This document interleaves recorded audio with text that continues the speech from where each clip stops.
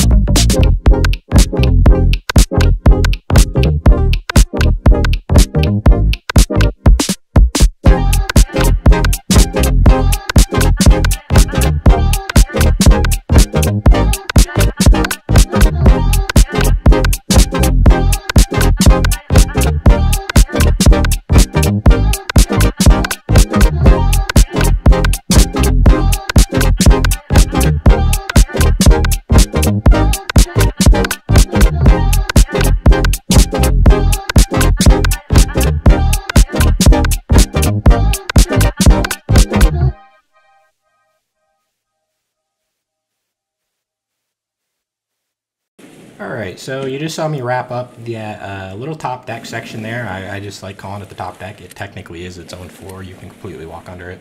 So we finished that up, and we'll hop into the real world here and slow everything down and drive around the sub.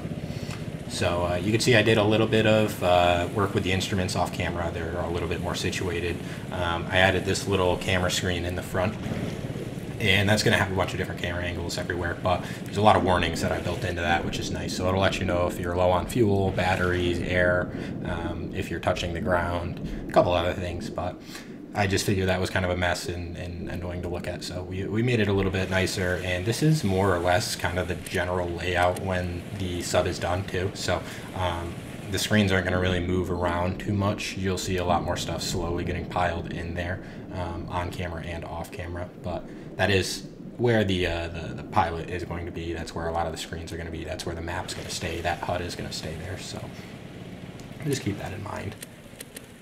And we'll stop the sub here real quick. I'm going to start pumping into the ballast just to hopefully keep it sitting still here on the seafloor, and we will go upstairs and check out our new little crew space. A little weird, you got to use the handle there, I don't know why, and looks like I missed a paint block on those lights, so I'll have to fix that, so don't worry about that. We got all the lights in, got 4 beds, got 2 seats, got nice little windows to look out. It's a nice cozy little space, nice little warm orange light. And that's another thing I really like to do in Stormworks. If you guys don't know, just color the lights, play around with them. It really changes how things feel. So this is a crew space. You're going to be a lot more comfortable here. You don't want a bright white light shining in your eyes. So just dim it down a little bit, add a little bit of yellow to it, and it makes it a lot warmer and more comfortable. But yeah, that is our crew space. So that is going to be just about it for this episode. Again, thank you guys so much. You guys have been killing it lately. Lots of support on the builds. I really appreciate it. We'll get this submarine finished up soon enough and get it on the workshop so you guys can play with it. In the meantime, don't forget to hit that like and subscribe button if you do like the build. And I will catch you all in the next one. I hope you have a wonderful rest of your day.